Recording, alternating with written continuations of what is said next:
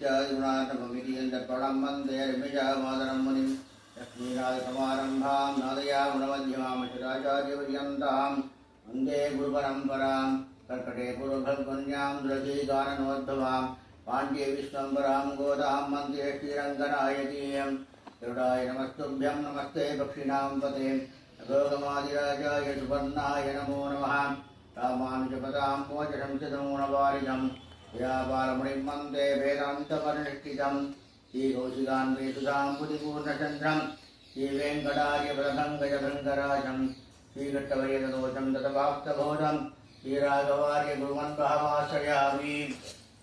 சிறமாக ஒரு அன்பர் வந்து ஒரு கேள்வி கேட்டிருந்தார்.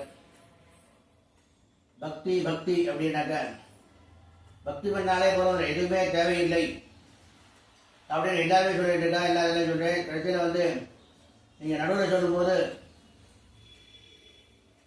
கடமை கர்மா அதெல்லாம் செய்யணும் அப்படின்னு வேறு நடுவில் சொல்கிறேன். என்னன்னு கேட்டிருந்தார். கேட்ட சரியான கேள்வி தான். நம்ம கடமை அப்படிங்கிறது என்ன அப்படின்னாக்க, கடமையை வந்து நம்ம செய்யறோம், நம்ம கடமையை செஞ்சுட்டோம் அப்படின்னாக்க கடமை கர்மா அப்படிங்கிறதெல்லாம் வந்து நம்ம வந்து தாய் வந்து நம்மளை எப்படி காப்பாற்றுறாலும் வெளியில் இதெல்லாம் தெரியாது. தாயை காப்பாற்றுறது வெளியே இருக்கையா தெரியுமா, அப்படி காப்பாற்றுறேன் அப்படி காப்பாற்றுறேன் சொல்லுவேன், எனக்கு தெரியுமா வெளியே தெரியுமா தெரியாது. மனசார்த்தமாக காப்பாற்றக்கூடியது. அதே போல் இந்த கடமைகள் இந்த கர்மாக்கள் அப்படின்னாக்கா நம்ம உடம்புக்குள்ளேயே இருக்குது, அது வந்து நம்மளை காப்பாற்றிட்டு இருக்கு. ஆனால் வெளியில் வந்து அது ஒன்றும் தெரியாது. ஏன்னா பரவாயில்ல, கர்மாக்கள் கடமைகள் அப்படிங்கிறது அப்படின்னாக்கா நம்ம உடம்புக்குள்ளேயே நம்மளை காப்பாற்றிட்டு இருக்கும், அதான் காப்பாற்றுறது. ஆனால் வெளியில் அது தெரியாது. நம்மளும் அப்படி சம்பாதிக்கிறோம், அது செய்கிறோம், அது செய்கிறோம், அது செய்கிறோம், அதனால நம்ம வந்து பெரிய இதுவாக இருக்கோம், தர்மம் பண்ணுறோம், தானம் பண்ணுறோம், எல்லாம் நம்ம பண்ணிகிட்டு இருக்கோம், அதுதான் நம்மளை காப்பாற்றுறது நம்ம நினச்சிட்டு இருக்கோம். ஆனால் நமக்கு கூடயே உள்ள நம்ம காப்பாற்றுறது இந்த கர்மா கடமைகள். என்ன அப்படின்னாக்கா சின்ன ஒரு உதாரணத்தில் ஒரு கதை ஒன்று. ஒரு பெரிய ஒரு மகன் அப்படின்னாக்கா அவர் வந்து அவருக்கு என்ன நினைச்சிட்டார், சரி உலகத்தில் எல்லாமே உருவாக போச்சு, ஒரு பெரிய சித்தி அடையணும், பெரிய ஒரு இது பண்ணணும் அப்படிங்கிறதுக்காக அவர் வந்து ஒரு காட்டுக்கு போனார். ஒரு மரத்தில் உட்காந்துருந்தார். ஃபுல்லாக தபஸ் பண்ணிகிட்டே இருந்தார். ஒரு நாளைக்கு ஒரு பாட்டுக்கு அப்படியே இன்னும் தபஸ்லேயே அதே ஆழ்ந்து போயிட்டார். இன்னும் தபஸ் பண்ணிகிட்டே இருக்கும்போது ஒரு நாள் என்னாச்சு, ரொம்ப நாள் தபஸ் பண்ணிகிட்டே இருக்கோம், நமக்கு பலன் என்ன கிடைக்காதா என்னன்னு பார்க்கணும் அப்படின்ட்டு ஒரு யோசனை தோணிட்டு ரொம்ப கண்ணை முடிச்சு பார்த்தார். இந்த சமயத்தில் மேலே மரத்து மேலே ஒரு கொக்கு உட்காந்துருக்கு. அது வந்து அவர் மேலே எச்சமிட்டுது. எச்சமிட்டது உடனே டக்குனு அப்படியே முறைச்சு பார்த்து என்னாச்சு, அந்த குக்கானது அப்படியே சூட்டு முடிஞ்சிட்டு அப்படியே பொசிஞ்சு போயிடுது. உடனே அப்போ தான் தோணிச்சு, ஆஹா நம்ம பெரிய மந்தசித்தி அடைஞ்சிட்டோம்.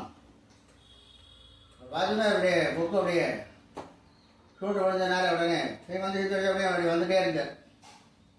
ரொம்ப நாளாக தபசில் வந்ததுனால பசி ஜாஸ்தியாக இருந்தது.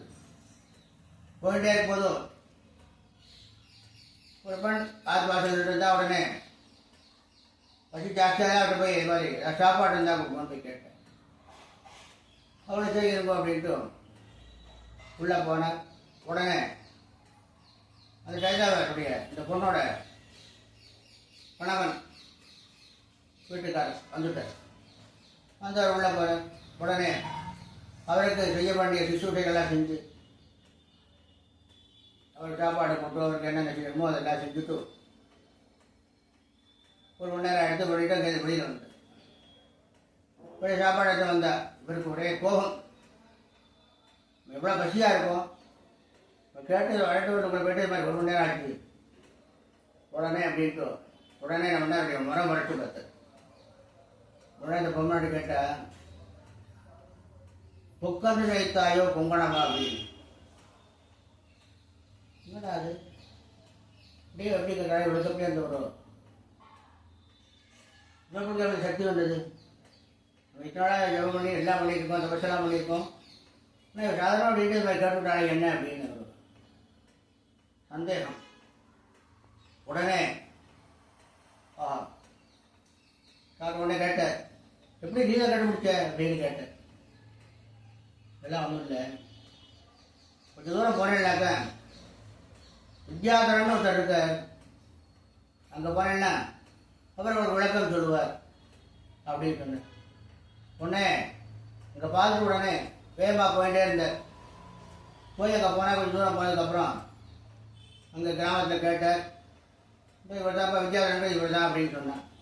அது ஒரு சின்ன கடையை வச்சுட்டு ரொம்ப ஏழ்மையில பார்த்து அவரை பார்த்தாலே ரொம்ப இதுவாக தெரிஞ்சது. ஆனால் என்னடா இவருக்கு எப்படி எல்லாம் தெரியும், ஆளை பார்த்தாலே அது மாதிரி தெரியக்கூடிய ஆளாக தெரியலையே அப்படின்னு எனக்கு மனசில் எண்ணம். இருந்தாலும் சரி அந்த முன்னாடி சரி கேட்டு பார்ப்போம் அப்படின்ட்டு உங்கள்கிட்ட ஒரு விஷயம் கேட்கணும் அப்படின்னார். அப்படியாச்சும் உட்காரணும் அப்படின்னார். அப்புறம் உட்காந்துருந்தார். உடனே அவர் உடனே இதுக்கு போயிட்டார், வீட்டுக்குள்ள ஆத்துக்குள்ளே போயிட்டார். ஆத்துக்குள்ளே போயிட்டு ஒரு 2 மணி நேரம் கழிச்சு அவர் வந்தார். வந்தாக்கா இவருக்கா அவரை கோபம். ஆஹா, ஏன்னா நம்ம விஷயம் தெரிஞ்சு அவன் என்னன்னு தெரியணும் இல்லையா, அதுக்காக கோபம் கிடைக்கின்ற என்ன அப்படின்னு கேட்டேன். உடனே அவர் என்ன ஏதால மாதிரி 10 நாள் என்ன பண்ணார் அப்படின்னாக்க, தாயா தாப்புற ரொம்ப வயசானவ தாப்புறா, கையை கண்ண தெரியாது, தாயாருக்கு வந்து உடம்புடைய எல்லாரும் படுத்துருக்காரு. எல்லாரையும் பார்த்து அவளுக்கு செய்ய வேண்டிய சுசுசையெல்லாம் செஞ்சு அவளை சாப்பாடெல்லாம் கொடுத்து எல்லாம் கொடுத்து எல்லா பண்ணிட்டு ஒரு வாட்டி கூட நாடியாச்சு. வேற ஒன்றும் விஷயம் இல்லை. உடனே அவர் கேட்டார், இது மாதிரி விட்ட சொன்னேன், இது மாதிரி நான் வந்து தபஸ் பண்ணிட்டு இருக்கேன், இந்த மாதிரி அடுத்ததே கொஞ்சம் மட்டும் வந்து பார்க்க சொல்லி விஷயம் சொன்னார். அப்படியா, சரி, என்னால் ஒன்றும் இல்லை. நீங்கள் உங்கள் தாப்புனார்லாம் எங்கே இருக்காரு, என்ன ஏதுன்னு கேட்டேன். தாப்புனார், தாயா தாப்புனார் வீட்டில் இருக்கா, மனைவி இருக்கா, 2 குழந்தை இருக்கு, எல்லாமே இருக்கு. அப்படின்னா இத்தனை பேரை விட்டுட்டோம் எங்கே தபஸ் பண்ணிடும். அதாவது சொன்னால் தபஸில் பண்ணால் எல்லாமே செஞ்சு கிடைக்கும், எல்லாமே கிடைச்சிடும், எல்லாமே இருக்கும், அதுதான் முக்கியம் அப்படின்னு சொன்னார். உடனே அவர் சொன்னார், என்ன தபஸ் பண்ணாலும் நாம் கடமை செய்யாமல் என்ன தபஸ் பண்ணாலும் அது பலிக்காது. நம்ம கடமை என்ன, தாய்க்கு தாப்பன வயசானவ உட்கார்ந்துருக்கா, அவர்களுக்கு சிசூடம் பண்ணாம தபஸ் பண்ணதுக்கு ஒன்றும் பிரயோஜனம் கிடையாது. மனைவி அவரை காப்பாற்ற வேண்டியது உங்களுடைய கடமை. குழந்தை அதை காப்பாற்ற வேண்டியது உங்கள் கடமை. கடமையெல்லாம் விட்டுட்டு நம்ம மத செஞ்சு ஆனால் நான் போய் இது பண்ண போகிறேன் அப்படின்னு சொன்னாக்க அது பலிக்காது அப்படின்னு சொன்னேன். ஆஹா, அப்போதான் ஒரு ஞானோதயம் உண்டாச்சு.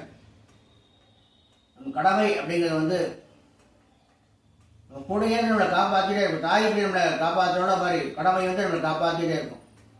அவரவர்கள் கடமைன்னு இருக்கும்போது நம்ம கடமை செய்யாமல் எந்த பக்தியும் செஞ்சாலும், தானம் செஞ்சாலும், தர்மம் செஞ்சாலும் அதுக்கு வந்து பிரயோஜனம் கிடையாது. பயா சாப்பிட்றார், ஆற்றுல இருக்கார், அவள் சிசூடம் பண்ணாமல் வெளியில் அவள் வந்தால் அவள் சாப்பாடு போட்டேன், இவாள் தர்மம் பண்ணேன், அப்படி தானம் பண்ணேன், தர்மம் பண்ணேன் அப்படின்னாக்கா அதுக்கெல்லாம் பலன் கிடையாது.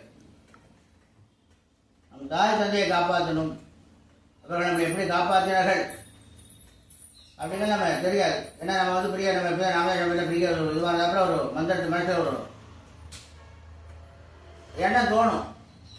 காரணம் மாதிரி ஒரு சமயம் சந்தர்ப்பங்கள் ஏற்படும். அதெல்லாம் இது அவள் தான் நம்மளை காப்பாற்றி எல்லாம் வழியை கொண்டு வந்திருக்கா. வயசானவாள் அவளை காப்பாற்ற வேண்டும், வயசானவாளை காப்பாற்ற வேண்டிய நம்மளுடைய கடமை. நம் மனைவி நம்மளை நம்பி எல்லா குடும்பத்தையும் எல்லாத்தையும் விட்டுட்டு நம்மள்கிட்ட வந்துட்டா. அவளுக்கு வேற ஒன்றும் இல்லை, அவளை காப்பாற்ற வேண்டிய நம்ம கடமை. நம் குழந்தைகள் அவர்கள் வந்து அவர்கள் தன்னுடைய பார்த்துக் கொள்கிற அளவுக்கு அவளை காப்பாற்றி வைக்க வேண்டியது நம்மளுடைய கடமை. இந்த கடமைகளெல்லாம் செய்யணும். இந்த கடமைகள்லாம் செஞ்சால் தான் நமக்கு வந்து பரிபூர்ணமான பலன்கள் கிடைக்கும். அதெல்லாம் செஞ்சுட்டு நம்ம எல்லா இதுவும் செய்யணும். பக்தி என்பது கடமை செய்யாமல் பக்தி செய்யக்கூடாது. பக்தி கண்டிப்பாக வேணும். பக்தி இல்லாமல் நம்ம எதுவும் நடக்காது. பகவத் பக்தி கண்டிப்பாக தேவை. பாகவத பக்தி, இதெல்லாம் ஆச்சாரிய பக்தி, இதெல்லாம் நம்ம கண்டிப்பாக தேவை. இது இல்லாமல் ஒன்றும் நடக்காது. எல்லாமே நடக்கணும் அப்படின்னா இந்த பக்தியை வச்சு தான் நம்ம நடத்தணும். கடமையும் செய்யணும், பக்தியும் வேணும். இதை நம்ம கண்டிப்பாக செய்ய வேண்டும். அதே போல் கர்மாக்கள், கர்மா என்பது அவன் பிறக்கும்போது அவன் கூடயே பிறந்துள்ளது கர்மாக்கள். நம்ம போன ஜென்மத்தில் என்னென்ன கர்மாக்கள் பாவங்களை பண்ணாமோ அதுக்கு வந்து அதை அனுபவிக்கத்தான் அது பிறந்திருக்கும். அதெல்லாம் நம்ம அனுபவிச்சாகணும். ஒவ்வொருத்தருக்கும் ஒரு கர்மாக்கள் இருக்கும். பிராமணர்கள் அப்படின்னா அவளுக்கு உபநயனம் படைச்சா அவளுக்கு சந்தியாவனாதி கர்மாக்கள், இதெல்லாம் எல்லா கர்மாக்களும் இல்லை. இந்த கர்மாக்கள்லாம் கண்டிப்பாக செய்யணும். இந்த கர்மாக்களெல்லாம் செய்யாமல் நம்ம எந்த ஒரு தர்மம் பண்ணாலும் தானம் பண்ணாலும் அதுக்கு பலன் கிடையாது. அன்பர் கேட்டிருந்தார். அதுக்காக ஒரு விளக்கத்தை சொல்ல வேண்டிய ஒரு தர்ம டைம் கிடைச்சிது. எல்லாரும் புரிந்து கொண்டு செய்யப்பட வேண்டும். அவருடைய கர்மாக்களை கண்டிப்பாக செய்ய வேண்டும். கடமைகளை கண்டிப்பாக செய்ய வேண்டும். செய்து எல்லோரும் அவரவர்கள் எம்பெருமானுடைய பரிபூர்ண அனுபவங்கள், ஆச்சாரியனுடைய பரிபூர்ணமான அனுபவங்கள் இதெல்லாம் பெற்று பல்லாண்டு வாழ வேண்டும். அதற்கு நாம் ஸ்ரீ கோதாநாயகாபக சமேத லக்ஷ்மிராஜன் சமேத ஸ்ரீ ராஜகோபாலன் திருவடியில் பிரார்த்திக்கிறேன். அடியேன் திருவிளைவிந்துபோர் வடபாய் ராஜகோபாலதாசன் ஸ்ரீமதி விட்டுவித்தாரிய மனோநந்தன ஹேதவே நந்தநந்தன சுந்தரி கோதாயிரி ஜமங்கலம் லோகாத்மஸ்தாசினோ பவந்து.